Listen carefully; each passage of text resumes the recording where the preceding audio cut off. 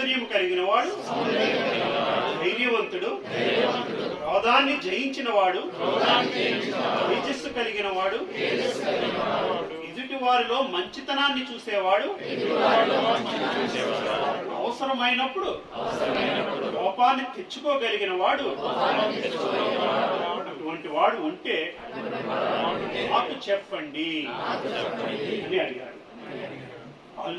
వాల్మీకి నారద మునిని అడిగారంట, ఇటువంటి 16 లక్షణాలు ఉన్న వ్యక్తి ఈనాడు ఈ ప్రపంచంలో ఉన్నారా? ఇది ఎక్కడ, ఏ యుగంలో జరుగుతున్న విషయం? ఇది త్రేతాయుగంలో జరుగుతున్న విషయం. సత్యయుగం తర్వాత త్రేతాయుగంలో జరుగుతున్న విషయం.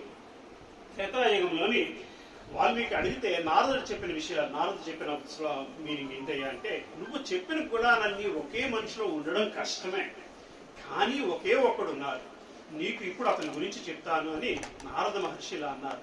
ఇక్ష్వాకు వంశములలో రాముడని పేరు గల వ్యక్తి జన్మించాడు, ఆయనకు నువ్వు అడిగిన 16 గుణాలు ఉన్నాయి అని చెప్పి ఒక 100 శ్లోకాల్లో సంక్షిప్త రామాయణాన్ని వాల్మీకి మహర్షికి నారదుడు చెప్పారట.